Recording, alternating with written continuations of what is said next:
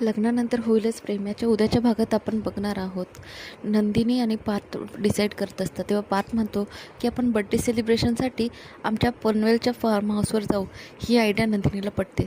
तेवढं तिथे काव्य येते. मग ती तिला म्हणू लागते, बरं झालं काव्य तू आली. उद्या जीवांचा बड्डे आहे तर आपण देशमुखांच्या फार्म हाऊसवर जाणार आहोत. तेवढंच काव्याला आठवतं आणि ती म्हणते, अच्छा ते पनवेलचं फार्म हाऊस का? हे ऐकून नंदिनी शॉक होते आणि म्हणते, तुला कसं माहिती? तरी पुढे नंदिनी बाकीच्या गोष्टी प्लॅन करू लागते आणि इकडे काव्य जीवाला भेटते आणि म्हणते, का हो नंदिनीची जीवा, जरा थांबा ना, जरा आमच्याशीही बोला. तर जीवा म्हणतो, नाही मला वेळ नाही, मी चाललो. हे ऐकून ती त्याचा हात पकडते आणि म्हणते, अहो नंदिनीची जीवा, उद्या तुमचा बड्डे आहे तर त्याच्यासाठी काहीतरी खास सरप्राईज तर झालंच पाहिजे. उद्या काहीतरी मी मोठं करणार आहे. आणि हे ऐकून जीवा शॉक होतो आणि तिला विचारू लागतं, तू काय करणार आहेस? पण काव्य काही बोलत नाही. तरी आता आपल्याला नवीन भागात बघायला मिळेल की काव्य तिचं आणि जीवाचं नातं सगळ्यांसमोर सांगते की आताही गप्प बसते. हे आपल्याला लवकरच पाहायला मिळेल. तरी माझ्या चॅनलला लाईक करा, सबस्क्राईब करा. थँक्यू.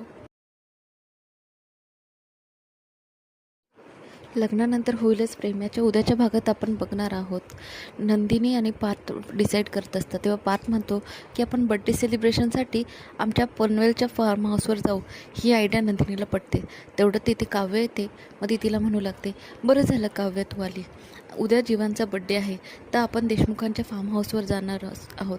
तेवढंच काव्याला आठवतं आणि ती म्हणते, अच्छा ते पनवेलचं फार्म हाऊस का? हे ऐकून नंदिनी शॉक होते आणि म्हणते, तुला कसं माहिती? तरी पुढे नंदिनी बाकीच्या गोष्टी प्लॅन करू लागते आणि इकडे काव्य जीवाला भेटते आणि म्हणते, का हो नंदिनीची जीवा, जरा थांबा ना, जरा आमच्याशीही बोला. तर जीवा म्हणतो, नाही मला वेळ नाही, मी चाललो. हे ऐकून ती त्याचा हात पकडते आणि म्हणते, अहो नंदिनीची जीवा, उद्या तुमचा बड्डे आहे तर त्याच्यासाठी काहीतरी खास सरप्राईज तर झालंच पाहिजे. उद्या काहीतरी मी मोठं करणार आहे. आणि हे ऐकून जीवा शॉक होतो आणि तिला विचारू लागतं, तू काय करणार आहेस? पण काव्य काही बोलत नाही. तरी आता आपल्याला नवीन भागात बघायला मिळेल की काव्य तिचं आणि जीवाचं नातं सगळ्यांसमोर सांगते की आताही गप्प बसते. हे आपल्याला लवकरच पाहायला मिळेल.